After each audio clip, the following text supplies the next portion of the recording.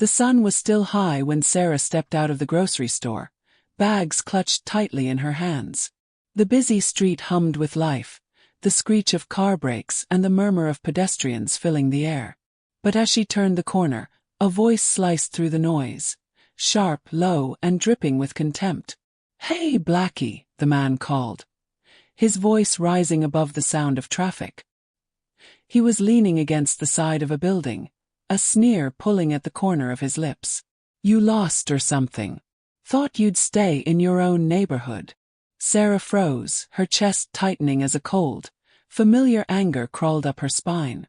It wasn't the first time she'd heard this, but today felt different, heavier. The world seemed to close in, each step more oppressive than the last. She looked up, catching his eyes for a moment. He was tall, mid-30s, dressed in a weathered jacket and scuffed boots. The look on his face wasn't new. It was the same expression that people gave when they thought they could say whatever they wanted, with no consequences. Her heartbeat thundered in her ears as he stepped closer. His voice a little louder, a little more taunting. "Got something to say? Or are you just gonna stand there like a statue?"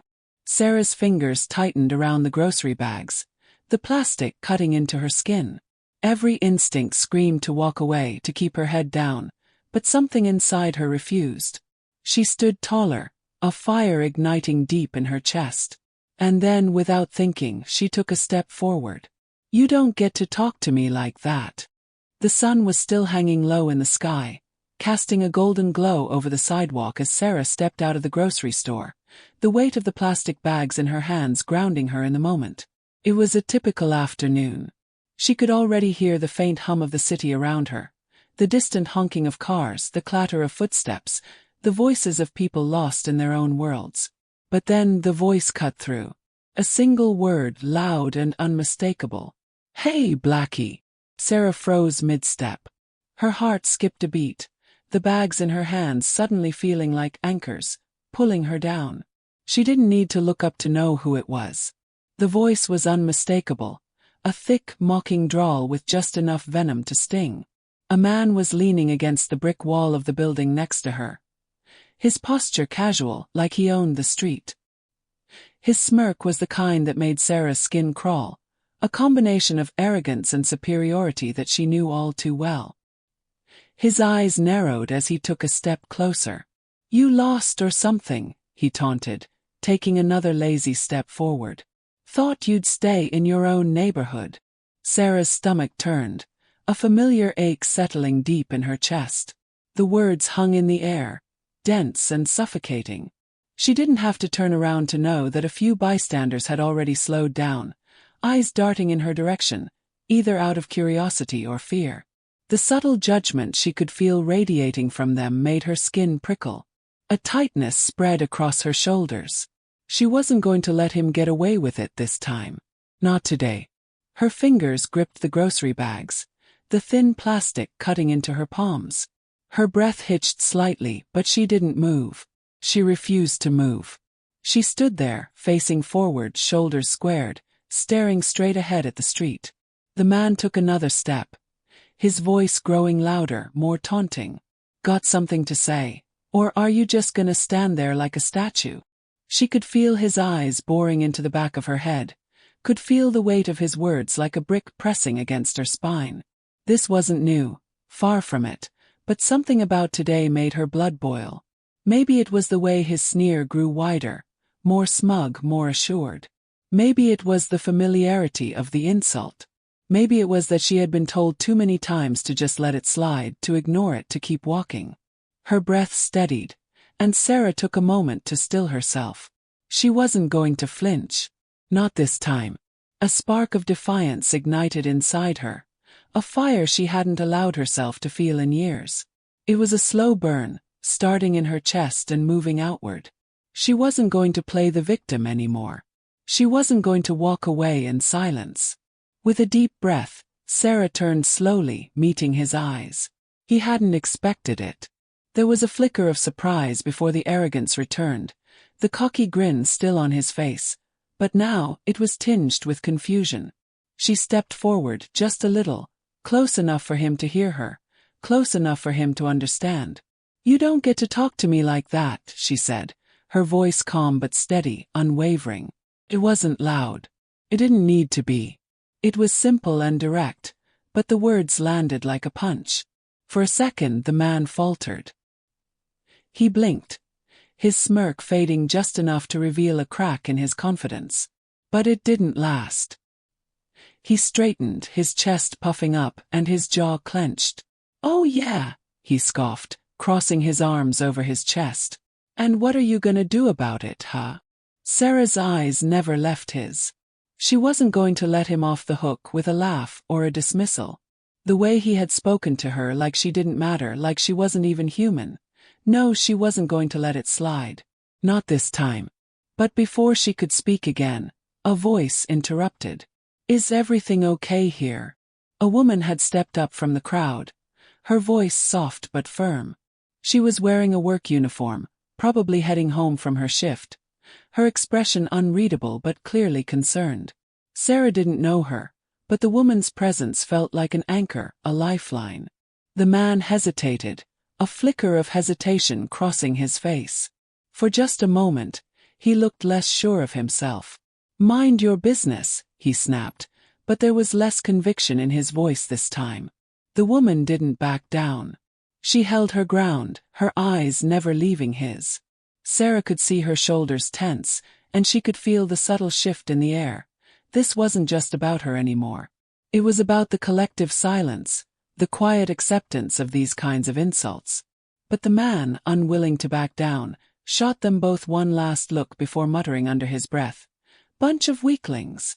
And just like that, he turned and walked away, disappearing into the stream of pedestrians. Sarah stood there for a moment, her heart still pounding in her chest. The crowd began to scatter, some pretending they hadn't witnessed a thing. Others continued walking, eyes turned down or away. But Sarah wasn't looking at them. Her eyes were fixed on the ground where the man had been standing. The woman was still there, watching Sarah, unsure of whether she should say something or just walk away. After a long beat, Sarah finally broke the silence. "Thank you," she said, her voice barely above a whisper. It wasn't gratitude. It was acknowledgement. The woman gave a nod and gave Sarah a small, uncertain smile. "Don't let them get away with it," she said quietly before walking away. Sarah's fingers loosened their grip on the grocery bags. Her knuckles ached. She felt a sharp pang in her chest, a rush of emotion she hadn't expected. She turned and walked down the street, the weight of her grocery bags suddenly heavier. The adrenaline that had fueled her in the moment was starting to wear off, and with it came a dull ache. She wasn't sure what had changed inside her. She wasn't sure what she was supposed to do now. But one thing was clear. She wasn't going to just stay silent anymore. The city buzzed around her, but Sarah's mind was still racing. Would it ever be enough? Would speaking up ever make a difference? But for now, as she continued walking, she was sure of one thing. She wasn't going to let it slide. Not anymore. The following morning, Sarah's feet seemed to drag with every step she took. She hadn't slept well, the events of the previous day looping over and over in her mind. The man on the street, his words still cutting through her thoughts like knives, had left an unsettling echo. But worse than the encounter itself was the question that lingered. Why did she always have to fight so hard for the smallest sliver of respect? She slid into her office chair with a sigh, the familiar hum of fluorescent lights overhead doing little to comfort her. The office was busy as usual, people moving between desks, phone calls, and the chatter of a million little things that needed to get done. Sarah opened her computer, but the screen seemed to mock her. It was the same old routine, same old problems. Her fingers hovered over the keyboard, but the nagging feeling that she was never going to get her break never seemed to go away. "Morning, Sarah," Mike's voice broke through her thoughts. He was her colleague, an easygoing guy who always tried to keep things light. He leaned against the desk beside hers, grinning. "Morning," Sarah said, not quite meeting his eyes as she clicked through her emails. The usual requests, the usual demands. But today the words on the screen felt heavier. "You good?" Mike asked, his tone softer now. He could always tell when something was off with her, and today, he didn't miss the tension in her posture. Sarah gave him a quick nod, but the weariness in her voice betrayed her. "Just tired," she said, her fingers still hovering over the keyboard. She didn't want to talk about yesterday. Didn't want to admit how much it still stung. Mike didn't push her further, but his expression shifted to something more thoughtful.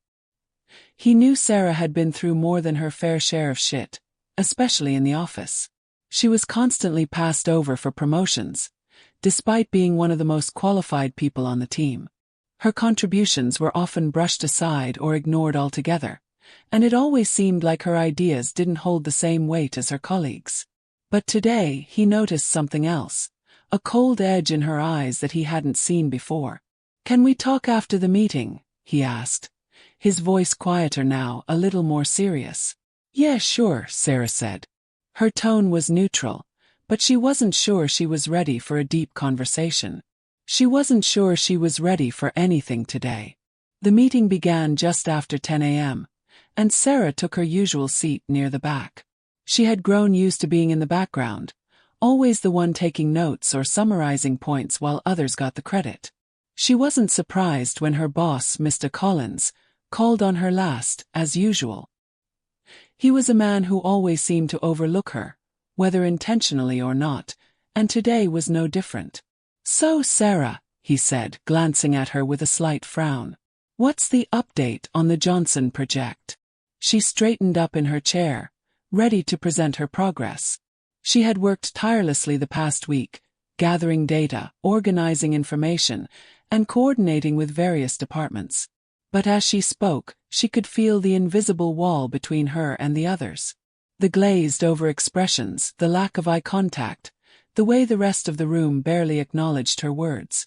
The meeting dragged on, but Sarah's focus waned. Her words felt as though they were falling on deaf ears. As she finished, Collins barely glanced at her, turning instead to another colleague to ask about their progress.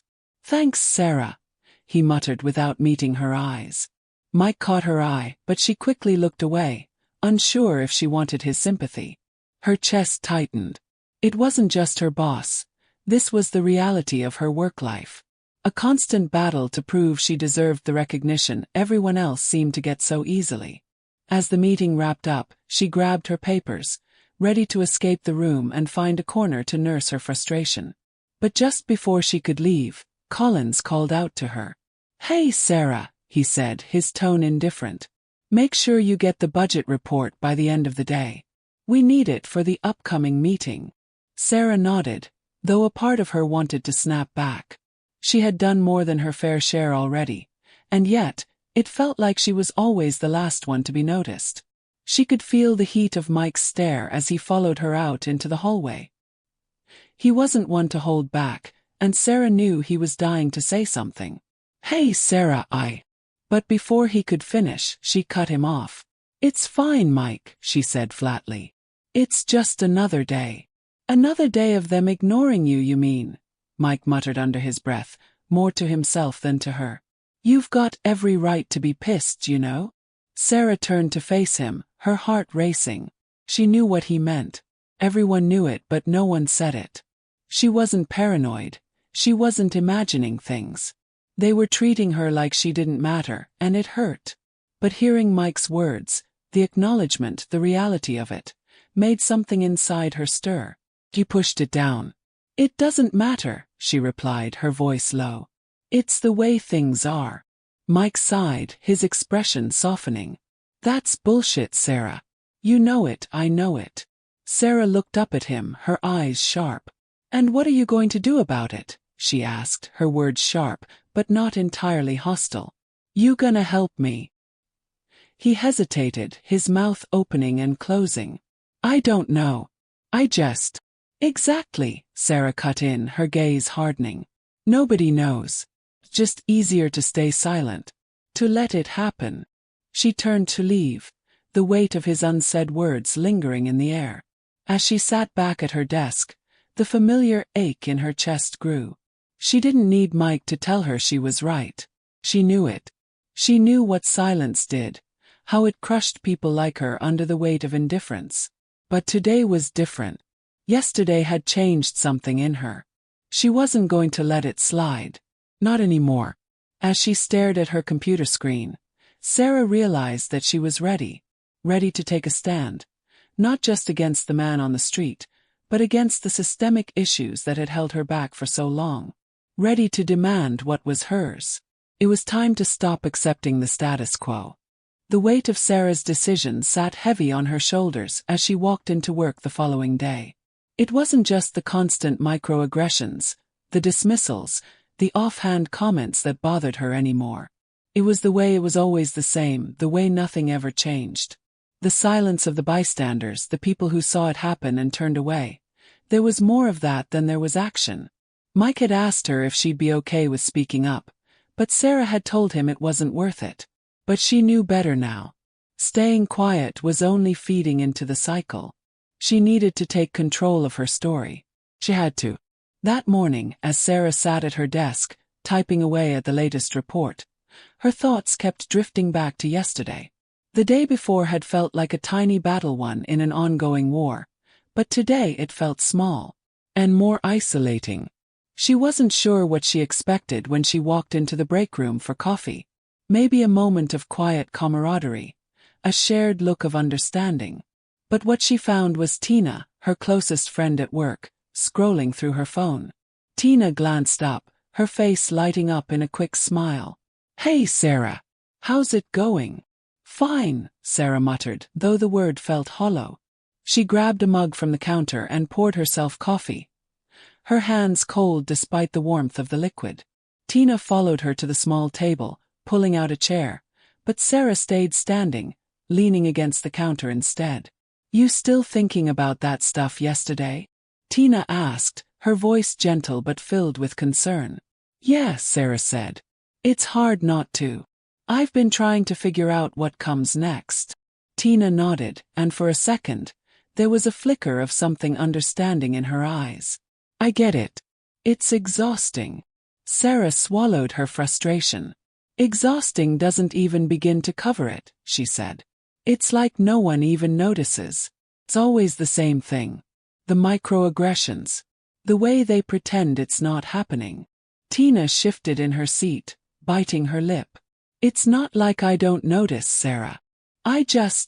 She stopped herself, glancing down at her phone as if searching for something to say. The silence between them stretched, and Sarah felt the gulf between them widen, the unspoken distance growing heavier. "I'm sorry," Tina said finally, her voice tinged with hesitation. "I just don't know what I could do about it." Sarah's chest tightened. "What do you mean?" she asked, her voice sharp without meaning to be. "You don't know what you can do. Are you seriously telling me that?" Tina flinched. "It's not that," she said, her voice shrinking. "It's just, I don't want to make things worse for you, you know? I don't want to be the one who makes everything more difficult." "More difficult?" Sarah echoed, her words coming out like a bitter laugh. "Tina, you're telling me that standing up for me is going to make things worse. You know what's more difficult? Watching this happen every day and doing nothing. It's harder than fighting back." Tina's eyes dropped to her coffee mug, and the words that Sarah needed to hear, the words that might make her feel less alone, never came. Instead, Tina's silence hung in the air between them like a thick fog, heavy with the weight of her indecision. "I know you want to help, but sometimes silence is as bad as doing nothing," Sarah said quietly. "It's just as harmful." "I didn't mean it that way," Tina said, but the apology felt too late. It wasn't what Sarah needed to hear now. The door to the break room opened, and a few more colleagues trickled in. The distraction was a relief, but it didn't change the tension Sarah felt. Tina stood up and grabbed her mug, offering Sarah a weak smile. "Maybe we can talk later." "Yeah," Sarah muttered, her throat tight. "Later." As Tina moved to join the others, Sarah lingered in the room, staring at the half-empty coffee cup in her hands. It was hard to explain the ache inside her, the way the exhaustion felt like it had been building for years, layer by layer. She wasn't angry with Tina. Tina had been there for her in so many ways, but today, the silence felt like an unbearable weight. When Sarah finally left the break room, her footsteps were heavy. She wasn't sure if Tina's hesitation had hurt her more than the insults from the man on the street, but it felt like it did. In a way, it was worse. Tina wasn't the problem. The problem was the quiet acceptance of all the things that were wrong, and that acceptance was everywhere. Even from the people who claimed to care. As the hours ticked by, Sarah's sense of isolation only deepened. She found herself lost in her thoughts, replaying the same conversations in her head, wondering if she'd done enough. Was she overreacting? Should she have handled things differently? Then came the email that made her chest tighten. It was from Rachel, one of the other managers in the office. Sarah hadn't worked closely with her before, but Rachel was known for her ability to put on a smile while quietly cutting people down. This time Sarah was the target. The subject line was simple. Johnson Project Update. Sarah clicked on it and opened the message. I think we might need to revisit Sarah's presentation on the Johnson project, the email began. Some of the details were a bit too vague and left out key numbers. I suggest we add more concrete data before presenting it to the client. It wasn't the content of the email that stung. It was the fact that Rachel had sent it to the entire team. She hadn't asked Sarah to clarify anything or even brought it up in a meeting. It was a quiet undermining, a way to diminish Sarah's contributions without saying it outright. Her breath caught in her throat. The email felt like a slap in the face. It wasn't new. This was how it always went. People like Rachel did this all the time, especially when someone of Sarah's race was involved. They could never let her take credit, never let her voice be heard without adding a few cracks to it, like it wasn't good enough. But this time, Sarah wasn't going to ignore it. Not this time. The feeling of isolation, the weight of it, pressed down on her. But it was no longer enough to break her. This was just the beginning. She wasn't going to let it slide. She closed the email, stood up, and walked straight to her boss's office. The door to Mr. Collins' office was shut when Sarah approached, but she didn't hesitate. She'd been in this office countless times before, mostly to pass on reports or sit through mandatory meetings, but today she wasn't here to wait. She needed to be heard. With a breath that didn't quite steady her nerves, she knocked. "Come in," Mr. Collins called. His voice the usual blend of authority and disinterest. Sarah opened the door, stepping inside and closing it behind her. She paused for a moment, the familiarity of the room making her feel small. The gray walls, the dark wood desk piled high with papers, the empty chair on the opposite side. All so neutral, also cold. Mr. Collins didn't even look up from the stack of paperwork in front of him. He was in the middle of something, he always was. "What can I do for you, Sarah?" "I just wanted to talk to you about the email from Rachel," Sarah said, her voice steady, even though her insides were a mess of nerves. Mr. Collins finally looked up, his brow furrowing for a moment before he set his pen down. "The one about the Johnson project. I read it. You're doing fine, Sarah." But Rachel raised a valid concern. "Your presentation was a bit thin on details." "I don't agree," Sarah said, her heart pounding.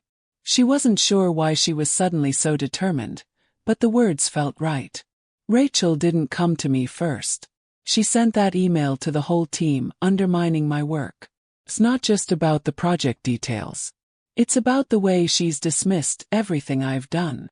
Mr. Collins sighed, the expression on his face one Sarah knew too well.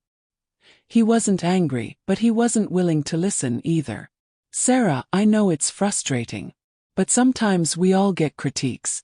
Rachel is just trying to help you improve." It was the same line he always used.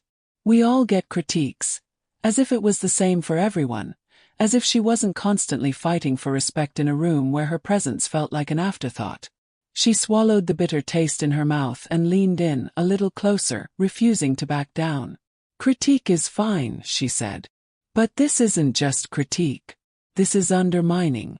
This is letting a colleague publicly question my competence without ever giving me the chance to defend my work.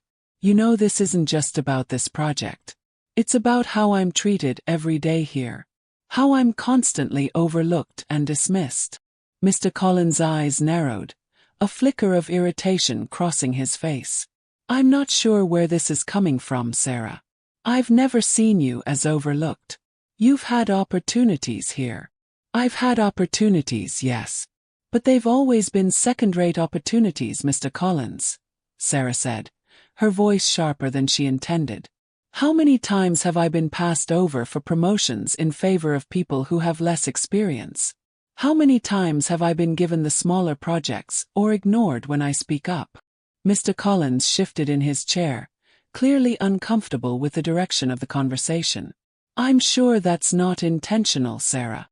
You know how things go here. We have to work with the people who are most available or… I'm not talking about availability, Sarah cut in.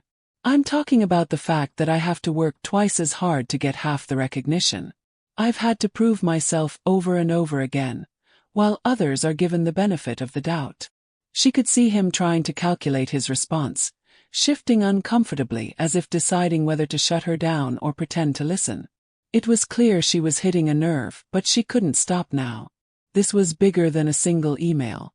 This was the culmination of years of silent battles she hadn't fought, not because she didn't want to, but because she was exhausted. I've been quiet long enough, she said, her voice steady, no longer asking for permission. I'm tired of being polite, of staying silent and letting it slide. I'm tired of pretending it's okay when it's not.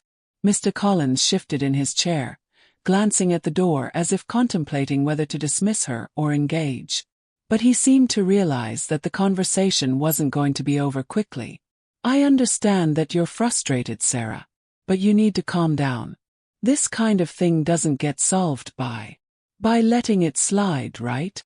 Sarah interrupted, her voice cold. I've been doing that for years, Mr. Collins. It's only getting worse. I can't keep pretending like it's okay. This isn't just about me, it's about the culture here. The way you and everyone else are willing to overlook what's happening under your noses. There was a tense silence between them as Sarah's words hung in the air. He opened his mouth to respond but stopped short, the words caught in his throat. He knew deep down that she was right. But confronting the truth would require more than he was willing to give. Look, Sarah, he said finally. His voice lower now, as though he were trying to maintain control of the conversation. I don't want to make this any harder for you. But you need to understand that work environments are complicated. We all have to deal with difficult people. Sarah's jaw tightened, but she didn't let the frustration show. I'm not talking about difficult people, Mr. Collins. I'm talking about systemic racism, about the ways we all play into it. How you all stay silent when it's happening right in front of you. How you let people like Rachel get away with undermining me because it's easier than challenging the status quo. His face flushed slightly, and for a moment, Sarah thought he might say something more. But instead he just sighed. This is something I can't fix in one conversation. Then it's something that will never get fixed, Sarah said quietly. She turned to leave, but before she could open the door, she turned back, meeting his gaze one last time. You can't pretend it's not happening, Mr. Collins. People like me can't keep quiet anymore. And I won't. She left the office without waiting for a response. Her heart pounded in her chest as she made her way down the hallway, unsure of what would happen next. Would he retaliate? Would this lead to consequences she wasn't prepared for? But as she stepped into the elevator and pressed the button for the ground floor, Sarah realized that she didn't care. Not anymore. The fear, the doubt, the silence, they had all been the things holding her back. Now she had no more time for them. The day after her confrontation with Mr. Collins, Sarah felt a strange sense of calm. It wasn't the peace of knowing everything had been resolved. It wasn't even relief. But it was a weight lifting off her shoulders, a small act of defiance against a system that had kept her silent for far too long. She had expected some fallout. She had expected the subtle, passive-aggressive retaliation that usually followed any sort of resistance. But what she hadn't expected was what happened next. It was just after lunch when Sarah received an unexpected email. The subject line read, "Important update, charity event board member." Her brow furrowed as she clicked it open. It was from one of her colleagues in the PR department, a woman named Laura. The email was brief, but the content made Sarah's stomach drop. Dear team, we have recently been made aware that one of our board members for the upcoming charity event, Mr. Daniel Westbrook, has had some previous confrontations with certain members of the community. We ask that you keep this in mind as you prepare for the event. Thank you for your understanding. Best regards, Laura Daniels, PR lead. Sarah stared at the email in confusion. She knew the charity event was a big deal, but Mr. Daniel Westbrook? She didn't recognize the name. As her fingers hovered over the mouse, something inside her twisted. Her mind raced back to the incident with the man on the street. Could it be him? She dug through her memory, trying to recall the details of his appearance. The way he had sneered at her, the contempt in his eyes. A cold knot formed in her stomach.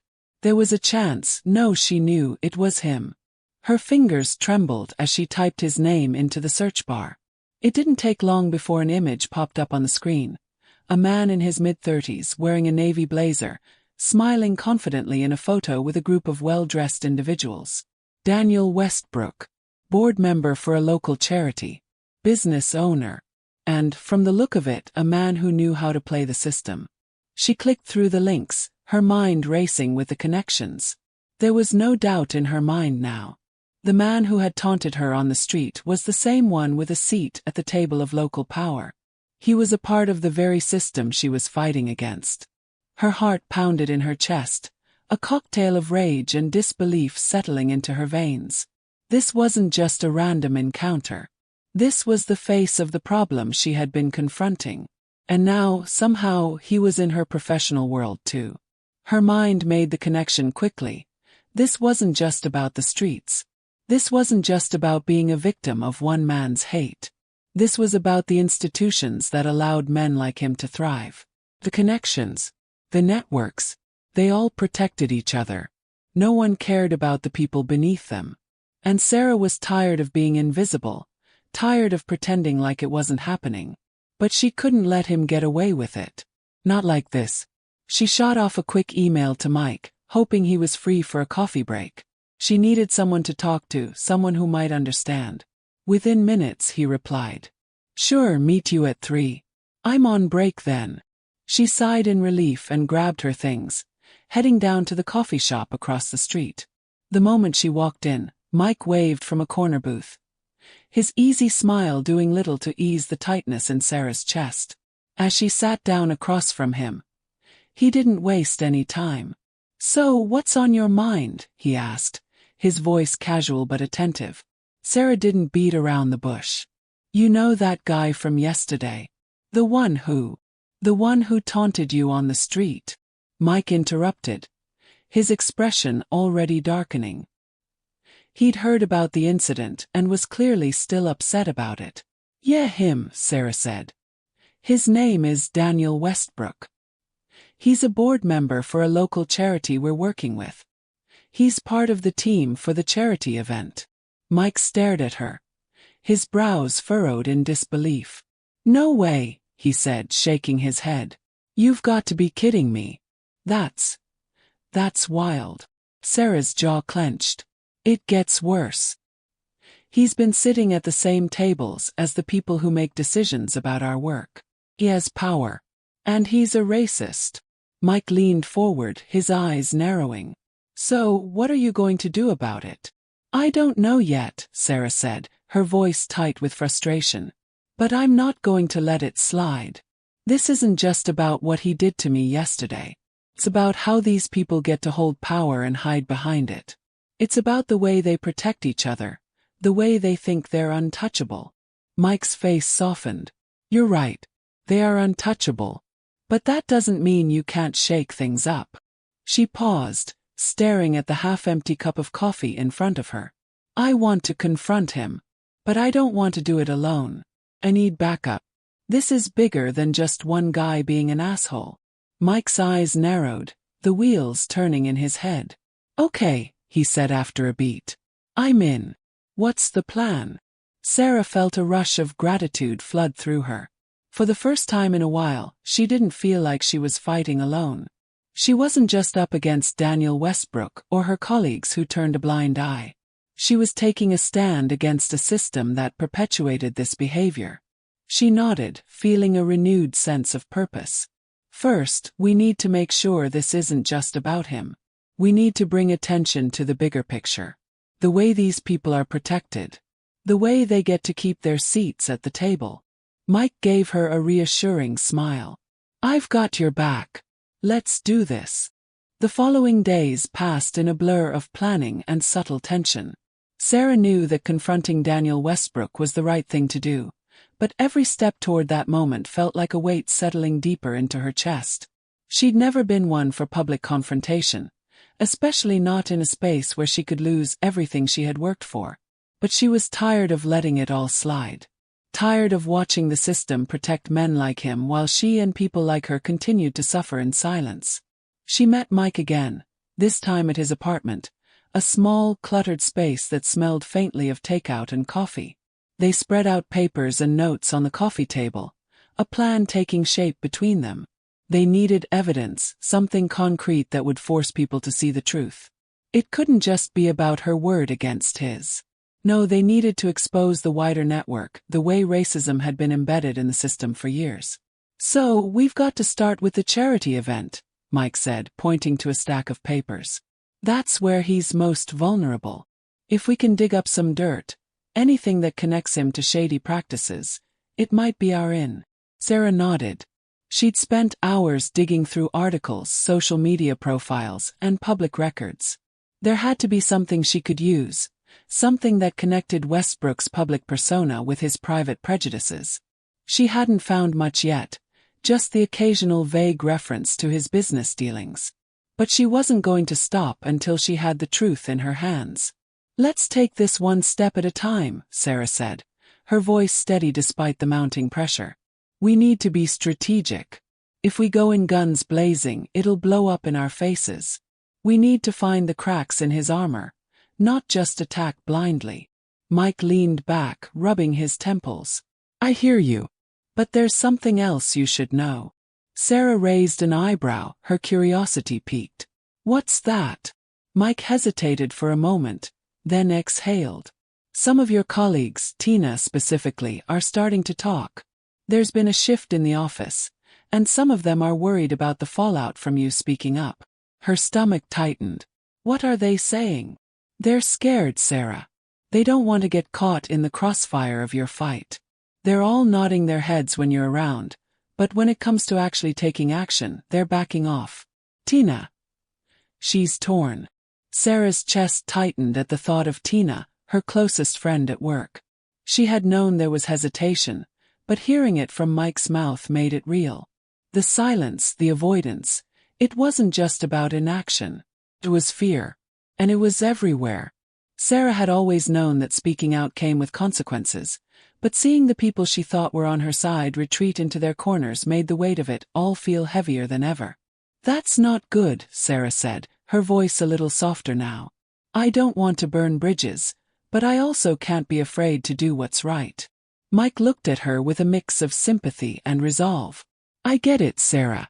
But it's not just about your colleagues. It's about everyone who's been silent for too long. They're afraid of losing their positions, their comfort. They don't want to risk rocking the boat. Sarah took a deep breath, staring at the papers spread across the table. Mike was right. It wasn't just about Daniel Westbrook. It was about a culture of silence, about the people who had the power to change things but refused to. It was about the way the system allowed racism to thrive because it was easier to ignore than confront. Then it's up to us to shake things up, she said, a fire sparking in her chest. We need to make them see. We need to show them that silence is complicity.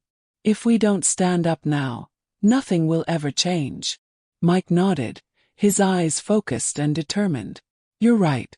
I'm in, Sarah. Let's make them listen. The next few days were a blur of emails, research, and quiet conversations with trusted colleagues. Sarah's resolve strengthened with each passing hour, but the isolation she felt at work only deepened. Tina's hesitations weighed on her, and the others who had once nodded in agreement now kept their distance. But even as the walls seemed to close in, Sarah couldn't turn back. She had to do this, not just for herself, but for everyone who had been too afraid to speak up. At the charity event, Sarah was on edge. The moment she stepped into the venue, she could feel the weight of the entire situation pressing on her. Daniel Westbrook was there, mingling with influential community leaders and business owners. He carried himself with the same arrogance that had enraged Sarah on the street. But this time she wasn't intimidated. She was armed with knowledge, with a plan. And more importantly, she wasn't alone. Mike was with her, and together they had gathered enough evidence to challenge Westbrook's position. They knew it wouldn't be easy. Confronting someone with his power would have consequences, but the stakes were too high to ignore. Sarah scanned the room, her eyes locking onto Westbrook as he laughed with a small group of people.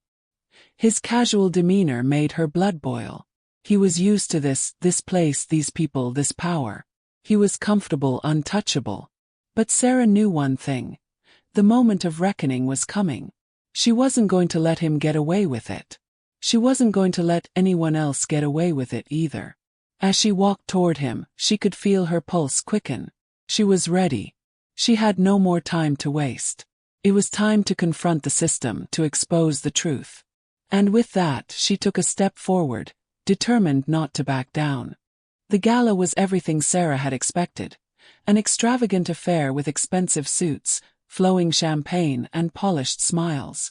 A sea of well-dressed individuals mingled under the soft lighting, talking about everything from new business ventures to the weather. It was the kind of event that made Sarah feel invisible, like a shadow in a room full of light. She wasn't here to make small talk, though. She wasn't here to rub elbows with the high and mighty. She was here to make a statement. And that statement was standing across the room, laughing with a group of well-known community leaders. Daniel Westbrook, the man who had taunted her on the street. Her heart pounded as she pushed past the elegant crowd, her eyes fixed on him. He hadn't noticed her yet, but the cold resolve in her chest kept her moving forward. She wasn't going to back down, not this time. Mike was a few steps behind her, his eyes scanning the room, ever watchful. He knew the risk. He knew how dangerous this could be. But he had agreed to be there, to stand by her side. They had spent weeks putting together their evidence. Articles, photos, and testimonials. It wasn't enough to take him down today, but it was enough to show people that he wasn't untouchable. Sarah was almost there when she heard a voice calling her name. Sarah! She turned, startled, to see Tina walking toward her. Her face flushed from the excitement of the evening. Her smile was tight, forced. Tina, Sarah said, her voice neutral. She had no idea what to expect from Tina now, but her presence was a reminder of everything that had been left unsaid between them. I just wanted to check in on you, Tina said quickly, her gaze flicking nervously toward Daniel and his group. Are you sure about this? I mean, confronting him here, in front of everyone. Sarah could feel her frustration rising, her teeth gritting. She had known this moment was coming, had expected it in the pit of her stomach. The hesitation, the fear. Tina was still stuck in the same place, still unsure if speaking up was worth the risk. I'm sure, Sarah said, keeping her tone even but firm. It's the only choice I have. He doesn't get to keep doing this. Not anymore. Tina opened her mouth to say something, but Sarah didn't give her the chance. She turned and walked away, her steps quick and decisive. She couldn't let herself get caught in another round of half-hearted apologies or empty assurances. She wasn't doing this for Tina. She wasn't doing this for anyone but herself and the people who had been silenced for too long. When Sarah finally reached Daniel, his back was to her. She could hear his laughter echoing through the air, a sound that felt like nails on a chalkboard. She didn't hesitate this time. She stepped forward, her voice cutting through the conversation like a blade. Daniel Westbrook, she said, loud enough for the small group to hear. We need to talk. He turned, his smile slipping for just a moment before he masked it with a tight grin. Well, if it isn't the lady from the street, he said, his voice dripping with condescension. I didn't expect to see you here. Shouldn't you be home where you belong? The words stung, but they didn't have the power they once did. Sarah stood her ground, her gaze unwavering. You think you're untouchable, she said, her voice calm but cutting. You think that your position, your wealth, your influence protects you from facing consequences. But you're wrong. It's time to face the truth about what you really are. The room grew quiet. A few heads turned in their direction, some pretending not to notice, others curious enough to listen. Daniel's smile faltered, and for a moment, Sarah thought she saw something like fear in his eyes. But it was gone just as quickly, replaced by irritation. Listen, lady, he said, his voice low and threatening. I don't know what you're playing at, but you'd better watch your tone. Sarah took a step closer, her voice steady and clear. You're right. You don't know me. But I know you. I know the way you've been hiding behind your power, using it to degrade people like me.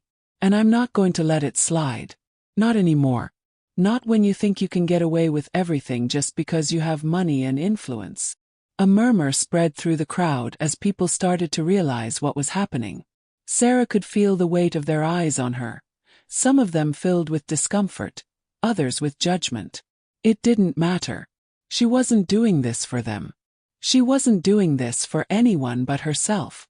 You're not as untouchable as you think, she added, her voice sharper now. And you won't be able to keep your position when the truth comes out. Daniel's face turned red with anger. You have no idea what you're talking about, he hissed, stepping forward to loom over her. This is how things work. You don't get to come in here, accusing people like me without consequences. You're right, Sarah said, her heart racing with a mix of anger and adrenaline. There will be consequences.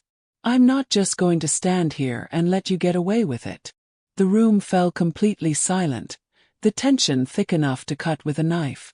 Sarah could hear her own breath in her ears, the rush of adrenaline making everything feel louder, sharper. Daniel sneered, his lips curling in distaste. You think you've won something. You've done nothing but make a scene. I'm not here to win, Sarah said, her voice steady despite the storm inside her. I'm here to make sure you never get away with this again. Without another word, she turned on her heel and walked away, leaving Daniel fuming behind her. The whispers in the room continued as she moved through the crowd, her pulse still hammering in her chest. She didn't know what would come next. She didn't know what consequences she would face for standing up to him. But she didn't care. For the first time, she felt something she hadn't allowed herself to feel in years. Hope. The following days passed in a blur of uncertainty. Sarah couldn't stop replaying the confrontation in her mind.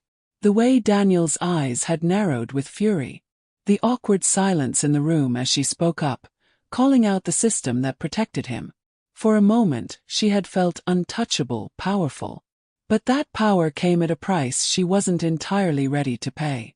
By Monday morning, the ripple effect had already begun. The office felt different. There was an undercurrent of tension in the air. People spoke in hushed tones, their eyes darting away when Sarah walked by. Some avoided her completely, while others gave her quick nods of acknowledgement. But the air was thick with something else, fear. Sarah sat at her desk, the quiet hum of the office around her suddenly feeling suffocating.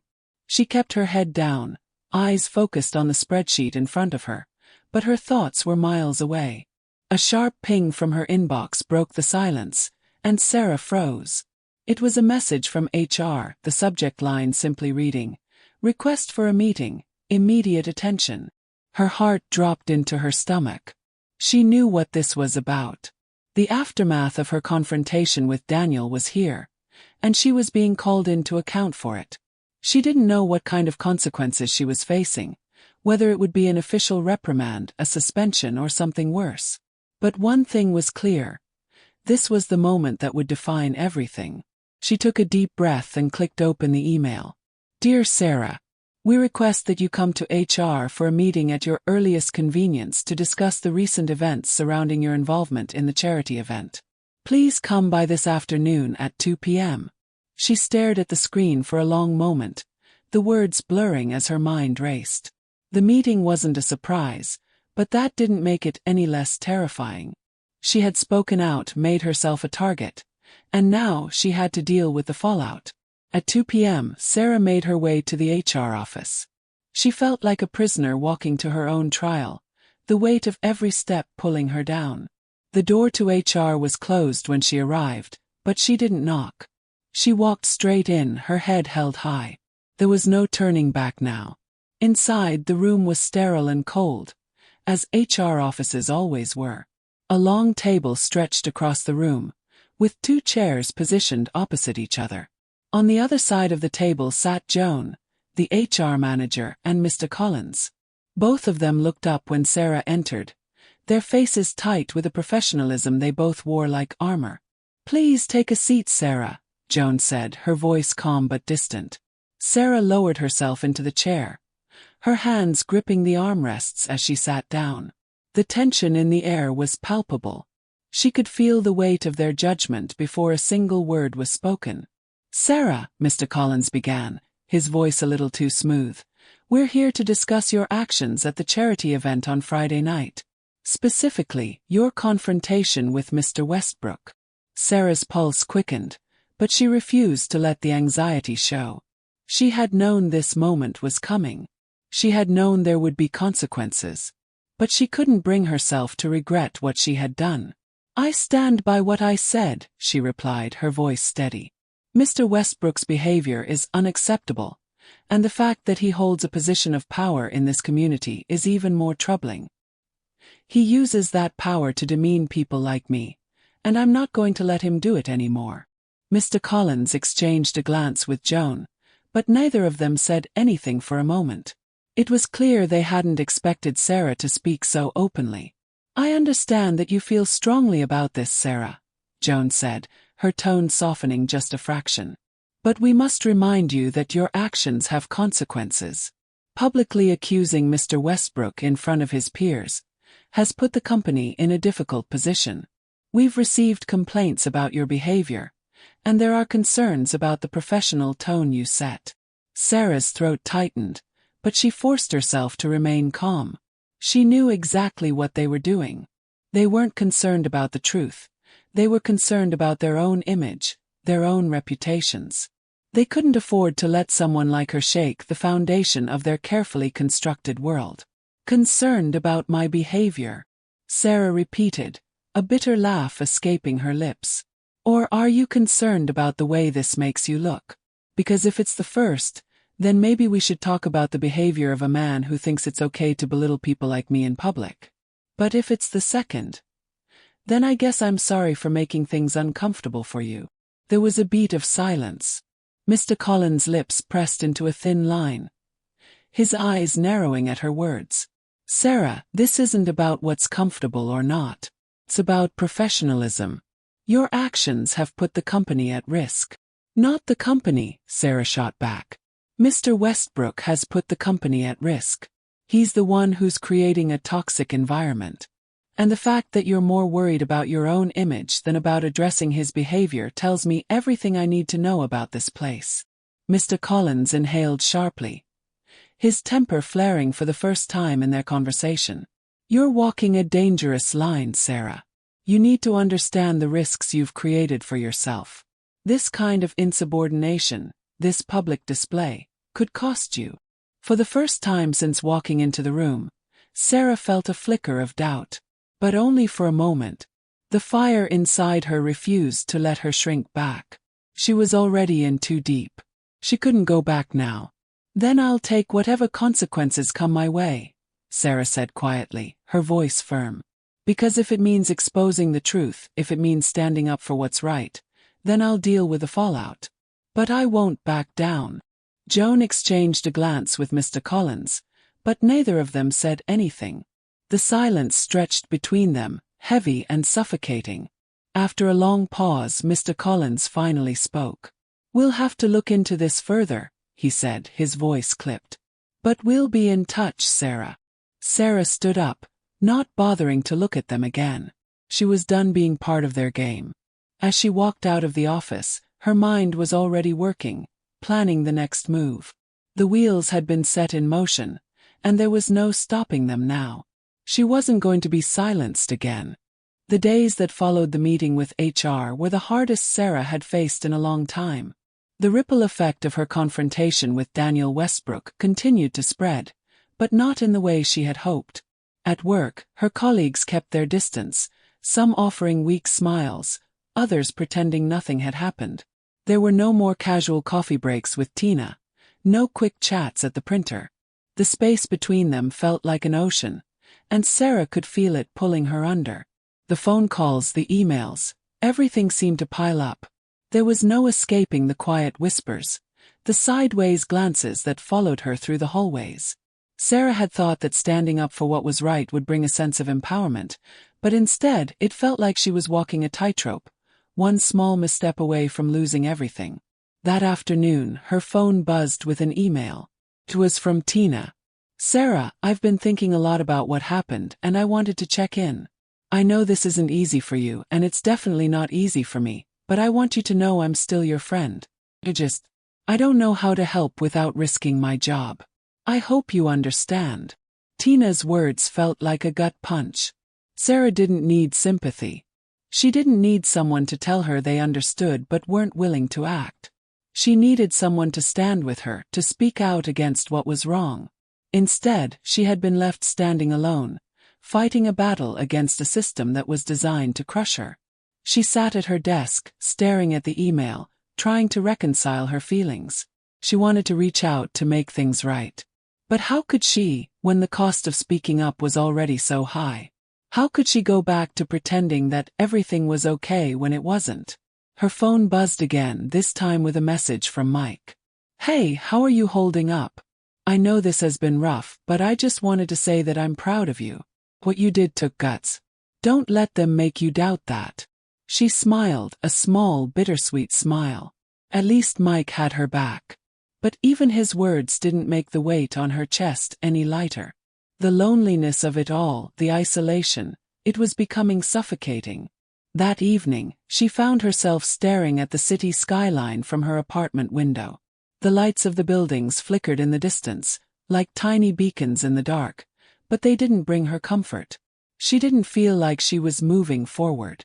She felt like she was stuck in a loop of frustration and fear, waiting for the inevitable backlash to hit. The next morning, she received a call from her lawyer. The news wasn't what she had hoped for. "Sarah, we've received word from the company's legal team. They're preparing to take action against you for insubordination.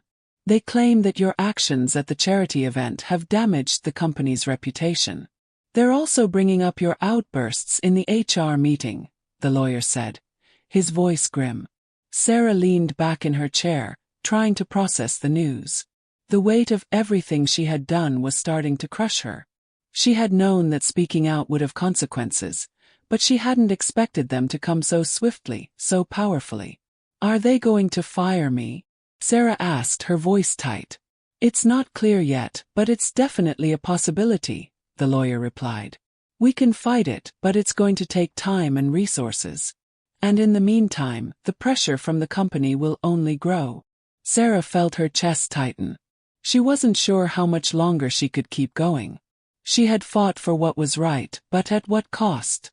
Was it worth losing her job, her career, her livelihood? Was the truth worth this much pain? But even as the doubt crept in, a part of her refused to give in. She had seen the way the system operated, the way it protected people like Daniel Westbrook while crushing people like her. She couldn't go back to silence. She couldn't go back to letting them win. "I won't back down," Sarah said, her voice firm. "I've come this far, and I'm not going to let them intimidate me into submission. If they want to fire me, they can. But I'm not going to stop fighting." The lawyer was silent for a moment before speaking again. "I respect that, Sarah. But remember, this is going to get ugly. Are you prepared for the fallout?" She didn't hesitate. "I'm prepared." That afternoon, Sarah sat in her car outside the company building, staring at the glass doors that led into her workplace. She had been here for years, had poured herself into every project, every task. But today, it felt like the building was a fortress, and she was the enemy standing at its gates. With a deep breath, she stepped out of the car and walked toward the entrance. The weight of the decision was heavy, but the fire inside her kept her moving forward. She wasn't going to let them silence her. She had already lost so much, but she wasn't going to lose herself. As she entered the building, the murmurs began again. The whispers, the sideways glances. But this time Sarah didn't flinch. She held her head high, her steps steady. She had spoken the truth, and no one could take that away from her. She had no idea what the future held. She didn't know if she would win or lose, if she would keep her job or be forced to leave. But she knew one thing for sure. She had taken control. She had made them see her. And that, she realized, was worth every ounce of the cost. The next few weeks felt like a slow, painful unraveling. Sarah knew the storm was coming. She could feel it every time she entered the office, every time a colleague avoided her gaze or whispered behind her back. The backlash from her confrontation with Daniel Westbrook was louder than she had anticipated, but it wasn't the public outcry she feared. It was the insidious, quiet retaliation that often followed in corporate environments like hers. The cold shoulder, the subtle undermining, the polite but dismissive responses. The legal team had sent another email, this time a formal warning. The company was preparing to take further action against her for her disruptive behavior. She had expected it, but that didn't make the sting any less painful. Her lawyer had advised her to brace herself for a potential lawsuit, to be prepared for the worst. It wasn't just her career that was on the line now. It was her future. Yet, despite all the noise and the uncertainty, Sarah felt a quiet strength growing inside her. She couldn't pinpoint the moment it started, but somewhere between the whispered conversations at work and the long nights spent staring at the city skyline, she realized that she was not the same person who had first walked into that HR meeting. She had found her voice, not just for herself, but for the others who had been silenced before her. One evening, a few weeks after the meeting with HR, Sarah sat at her kitchen table, staring at a pile of legal documents. The weight of the papers seemed to mirror the weight on her chest. Her lawyer had sent a draft response to the company's legal threats, but as she read through it, she felt disconnected from it. This wasn't just about legal jargon.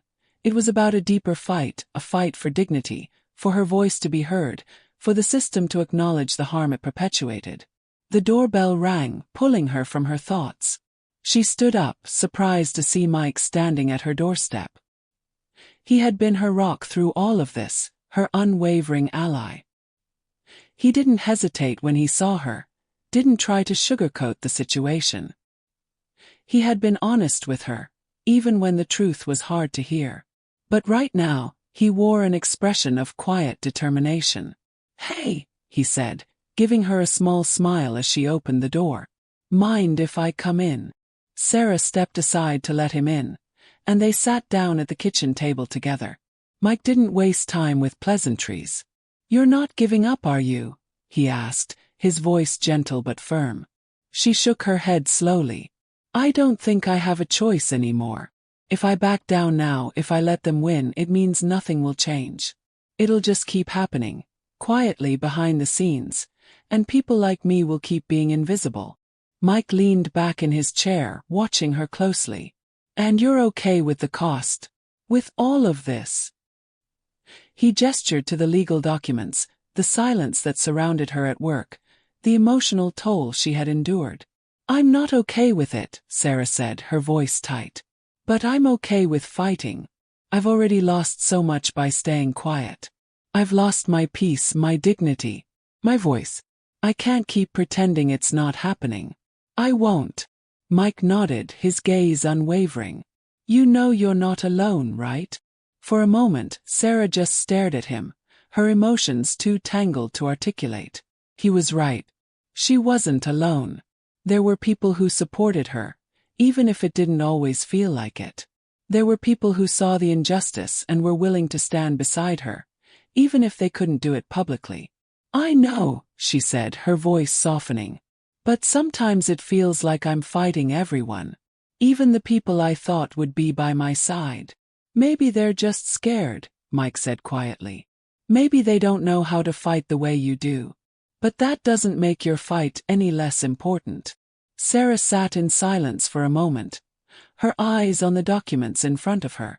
She had come so far, had faced so much already. But the hardest part wasn't the legal threats, the office whispers, or even the confrontation with Daniel Westbrook. The hardest part was learning how to live with the consequences of her own courage. "I've been thinking about what's next," she said, finally breaking the silence. "And I think I need to take a different path. Not just fight within the system, but to expose it, show people how broken it really is. I want to start talking about this. I want people to hear the stories of people like me, the ones who've been silenced." Mike's eyes lit up. "You mean, start a movement?" Sarah smiled, a small but genuine smile. "Maybe not a movement, but I want to give people a platform, place to speak out, to show that we don't have to stay quiet." "You've got the strength to do it," Mike said with conviction. "You've already started, Sarah. You just need to keep going." The next few days were a blur of emails and phone calls as Sarah set her plan into motion. She started a blog, a place where she could share her story and the stories of others who had been affected by workplace racism. It wasn't just about her. It was about everyone who had been silenced, overlooked, and dismissed. She began reaching out to her network, to people who had been through similar experiences, offering them a platform to tell their stories. It wasn't a quick fix. It wasn't a grand solution. But it was a start. And that start was enough. As Sarah continued to speak out, the response was overwhelming. At first it was small, comments from strangers, messages of support. But as the blog grew, so did the conversations. People began to reach out to her with their own stories. Some were angry, some were fearful, but all of them were grateful to have a space where they could finally speak their truth. Through all of this, Sarah began to realize something she hadn't fully understood before. The fight for justice didn't come without its cost, but the cost of silence was far worse. The cost of staying quiet, of accepting the status quo, was a price she was no longer willing to pay. And so, she kept writing, kept speaking, kept pushing forward. She wasn't sure what the future held, whether she would win her battle against the company or whether she would face even harsher consequences. But one thing was clear, she was no longer afraid. She had found her voice. And no one could take that away.